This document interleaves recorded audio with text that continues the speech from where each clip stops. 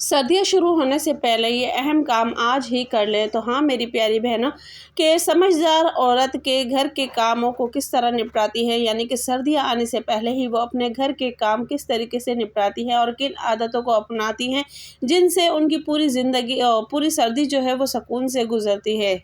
और ये सारे काम करके एक समझदार औरत अपने वक्त और पैसे किस तरह बचाती है, तो ये अगर आप लोगों को जानना है तो आज की वीडियो बिल्कुल भी मिस ना कीजिएगा। और यहाँ मैं आप लोगों को ये भी बताती चलूँ कि मिडिल क्लास फैमिली में अक्सर औरतें ऐसे काम जो होती हैं, यानी कि मिडिल क्लास हाउसवाइफ अपने ये काम वक्त से पहले कर लेती हैं, क्योंकि वो उनको पता है कि करना भी उन्हीं को है और कराना भी उन्हीं को है। क्योंकि अमूमन ऐसे घरों में बहुत से घर ऐसे भी होते हैं जहाँ अल्लाह का दिया सब कुछ होता है और वो ये काम अपने मेड से करवा लेती है या बाज़ारों से करवा लेती है। पर मिडिल क्लास हाउसवाइफ जो होती है वो अपने वक्त भी बचाती है, अपने पैसे भी बचाती है, ताकि ये 2 पैसे वो जो यहाँ खर्च करेगी वो अपने बच्चों पे खर्च कर दे, उनकी ज़रूरतों पे खर्च कर दे, उनकी ख्वाहिशों पे खर्च कर दे। तो जी हाँ मेरी प्यारी बहनों, आज मैं आप लोगों को कुछ ऐसी बातें, ऐसी टिप्स देने वाली हूँ जो कि आप सर्दी आने से पहले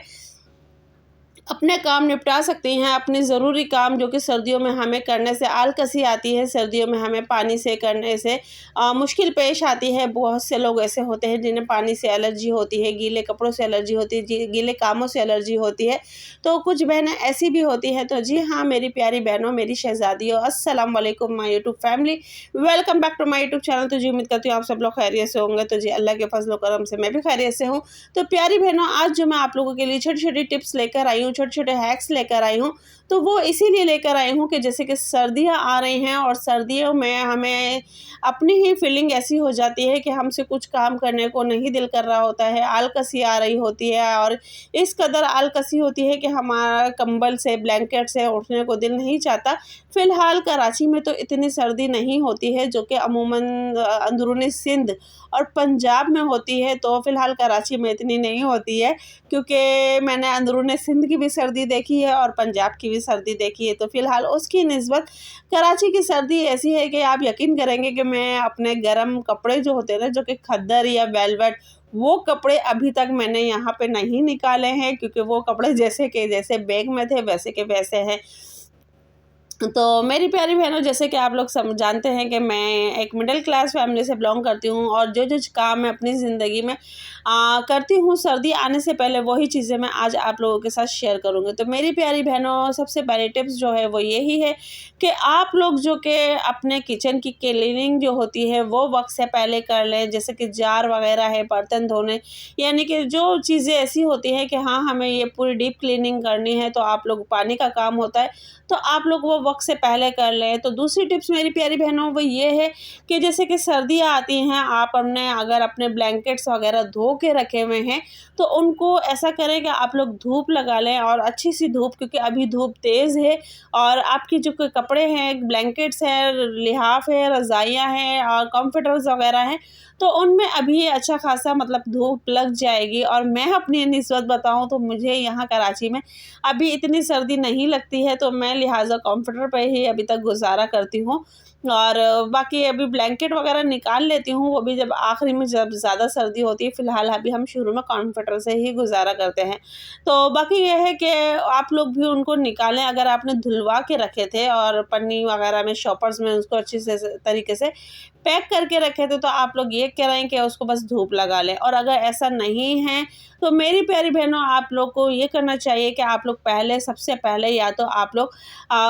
अगर आप लोग घर में धोते हैं तो अपने के आपका पैसे भी बचते हैं, वक्त भी बचता है, ठीक है। तो पैसे, क्योंकि एक ब्लैंकेट धोने के 1000 से 1500 रुपये ड्राई क्लीनिंग वाला ले लेता है, तो लिहाजा हम अपने घर में सिर्फ हमारी मेहनत जाती है, बाकी ये है कि हमारा सरफ लगता है, सोडा लगता है, तो ये चीज़ होती है। बाकी ये है कि आपका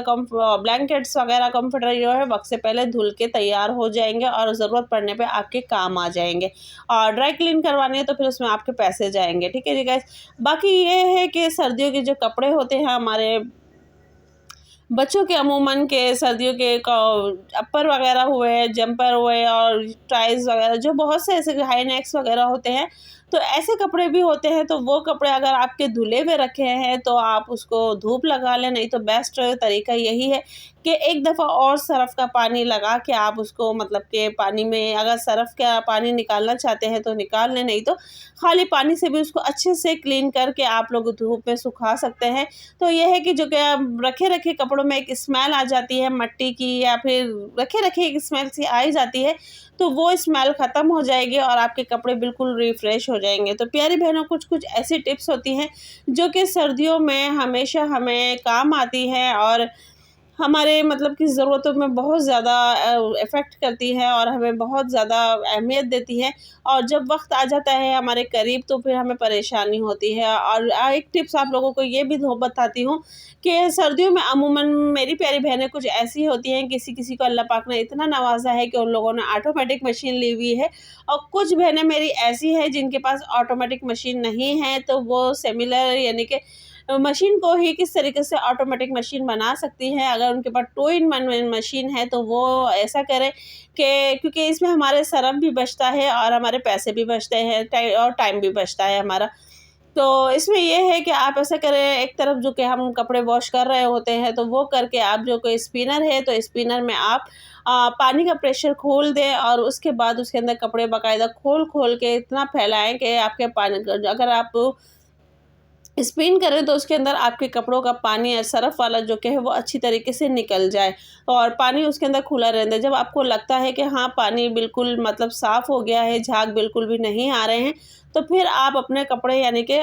ड्राई क्लीन कर यानी कि बिल्कुल स्पिन कर लें। उसके बाद अगर आपके पास सेमी स्पिनर वो भी नहीं है वॉशिंग मशीन, तो आप इस तरह करें, अगर आपके पास एक नॉर्मल वॉशिंग मशीन है तो आप इस तरीके से करें कि उसमें आपका ये है कि सर्फ़ ज़्यादा जाएगा, क्योंकि हमें हर वक़्त के लिए यानी कि हर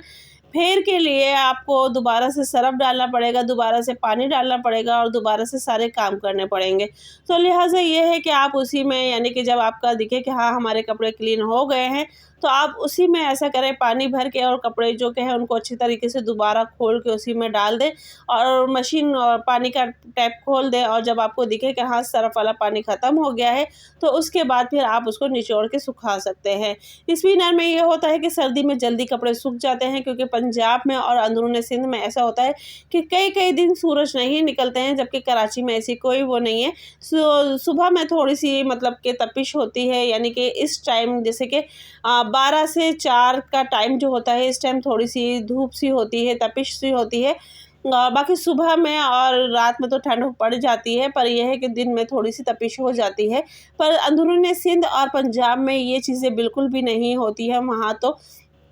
आप 4-4 कपड़े पहन लो तो भी आप लोगों के लिए कम है। तो प्यारी बहनों, कुछ चीज़ें ऐसी हैं जो कि मैं आप लोगों को बता रही हूँ। तो वहाँ धूप भी बहुत कम निकलती है, सूरज भी बहुत कम निकलता है, तो लिहाज़ा ये मेरी जो टिप्स हैं ज़्यादातर पंजाब वालों के लिए है कि वो किस तरीके से अपनी ज़िंदगी को आसान बना सकते हैं, कि थोड़ी देर के काम से अपने आप को, अपने बच्चों को किस तरीके से महफूज कर सकते हैं, और थोड़ी-सी मेहनत जो आप आज कर लोगी तो वो कल आपके लिए फ़ायदेमंद होगी। लिहाज़ा ये थोड़ी छोटी-छोटी टिप्स हैं जो कि हमारी ज़िंदगी में आसानियाँ कर देती हैं, और बहुत सी ऐसी चीज़ें भी होती हैं जो कि हमें परेशानी भी देती हैं, बहुत सी ऐसी चीज़ें होती हैं जो कि हमें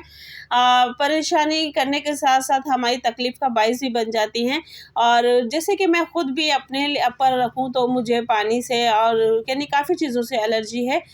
तो फ़िलहाल सर्दियों में यहाँ तक कि हवा भी अगर पंखे की लगती है, यानी कि आसमान की हवा भी लगती है, तो मुझे छींकें लग जाती है। तो उन बहनों के लिए ये टिप्स है कि वो रात में सोते हुए अमूमन अपनी नाक को कपड़े से यानी कि आपने कोई चादर वगैरह ली हुई है तो उससे ढक लें, और बाकी सर पे एक हल्का-फुल्का सा कपड़ा रख लें, जिससे ये होगा कि ना तो आपके सर पे हवा लगेगी और ना ही नाक पे हवा लगेगी, जिसकी वजह से आपको एलर्जी का बाइस बने। और दूसरी टिप्स ये है कि हमेशा आप वो स्लीपर जो है वो पहन के रखें, और यानी कि अमूमन ऐसा होता है कि सर पैरों से ही हमारे जिस्म में सर्दी पहुँचती है, और जिससे हमें तकलीफ़ होती है। तो ये है कि मेरी अम्मी तो फ़िलहाल इसी चीज़ के ख़िलाफ़ थी कि कभी भी वो सर्दी में हमें नंगे पैर रहने नहीं देती थी। उनके सिर्फ़ 2 कहने होते थे कि एक पैर और एक कान, नाक, इनकी हिफ़ाज़त करो तो आप सेहतमंद रहोगे। अगर आपने इन्हीं 2-3 चीज़ों की लापरवाही की तो आपके ऊपर बीमारियाँ हमला कर देंगी। तो ये मेरी अम्मी की टिप्स थी जो कि मैंने आप लोगों को बताई, क्योंकि हमारा छोटा-सा घर था 1 कमरे का, और जिसमें समझ में नहीं आता था कॉमन कहाँ है, किचन कहाँ है, वॉशरूम कहाँ है, और बस ये है। तो इतना छोटा घर था हमारा, उसमें भी हमारी अम्मी ये कहा करती थी कि कमरे में तो मतलब चांदनी या चटाई वगैरह बिछा देती, क्योंकि छोटा घर था। पर जो सहन था, किचन था, उसमें भी वो ये कहती थी कि आप चप्पल पहन के रखो और कोई पानी वाला काम बगैर चप्पल के ना करो। तो गाइज़ ये थी मेरी आज की वीडियो पसंद आए तो वीडियो को लाइक शेयर करें।